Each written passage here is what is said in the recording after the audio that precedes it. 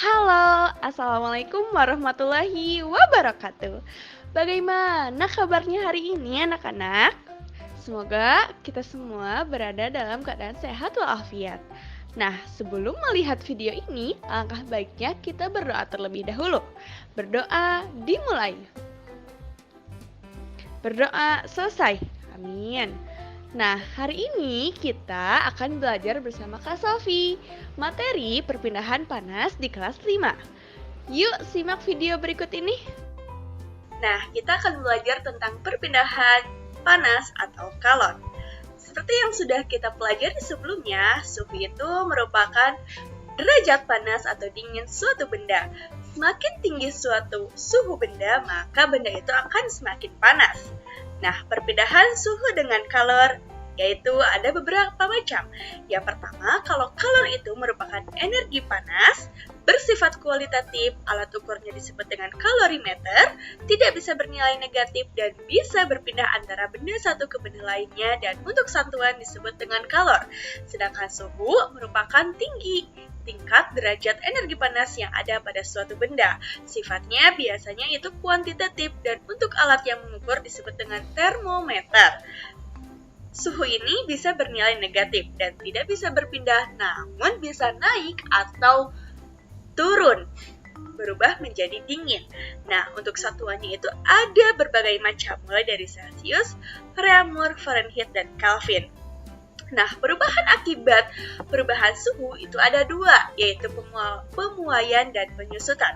Pemuaian panas merupakan perubahan suatu benda bertambahnya panjang, lebar, luas, volume karena terkenal kalor. Sedangkan penyusutan merupakan perubahan suatu benda yang menjadi berkurangnya panjang, lebar, luas karena terjadinya suhu dingin. Nah, kalor itu merupakan energi yang ditransfer dari suatu benda menuju benda lainnya dikarenakan perbedaan temperatur. Untuk satuan dari kalor disebut dengan Ki atau Joule atau kalori. Nah, daya hantar panas suatu benda disebut ada konduktor, isolator, dan semikonduktor. Kalau konduktor itu merupakan benda yang dapat menghantarkan panas atau kalor dengan baik. Contohnya seperti baja, besi, aluminium, tembaga, dan logam lainnya. Sedangkan isolator merupakan benda yang tidak bisa menghantarkan kalor atau kurang baik. Contohnya seperti kain, air, kaca, kertas, plastik, dan kayu. Sedangkan semikonduktor merupakan bahan atau benda dengan daya hantar panas atau daya hantar listriknya berada antara konduktor dan isolator. Contohnya seperti gallium arsenide. Nah, jenis-jenis perpindahan panas itu ada 3. Yang pertama, konduksi, konveksi, dan radiasi. Konduksi merupakan suatu proses perpindahan kalor tanpa disertai perpindahan partikelnya.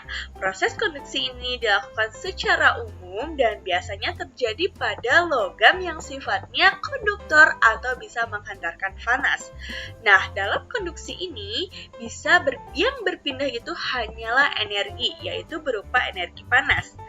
Nah, selanjutnya itu ada konveksi, di mana konveksi ini merupakan perpindahan panas yang diikuti dengan perpindahan dari zat perantaranya.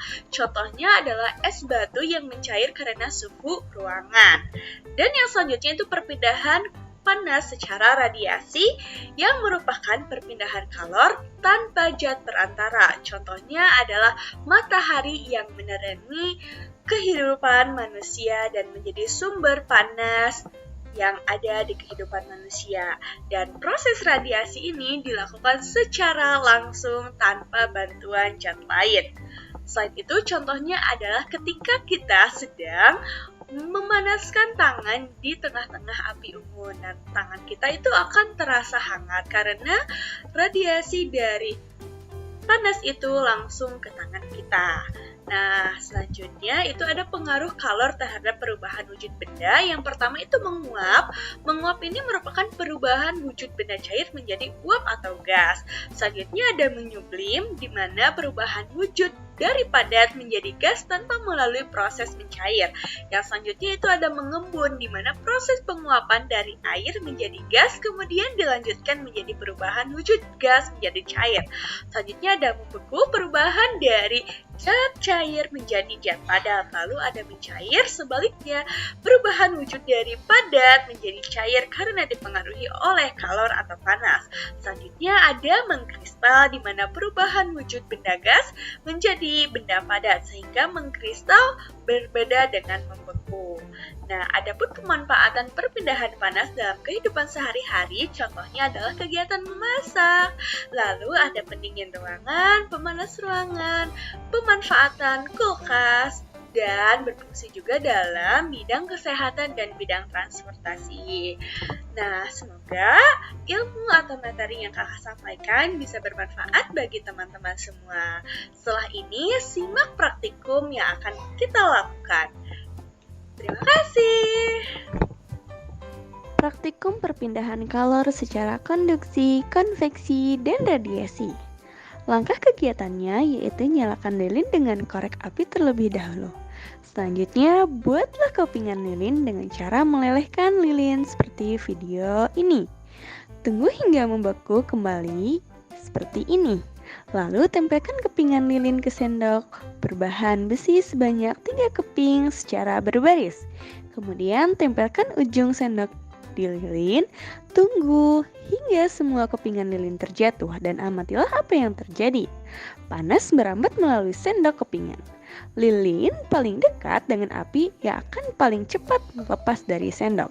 Hati-hati ya, jangan sampai kamu memegang sendok yang sudah dipanaskan karena sangat panas dan bisa melepuh apabila tersentuh oleh kulit.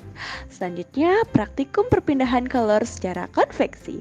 Langkah kegiatannya, tempelkan kepingan lilin ke sendok besi, lalu letakkan di atas nyala api dengan jarak 3 cm. Tunggu hingga lilin sedikit meleleh dan amatilah apa yang terjadi.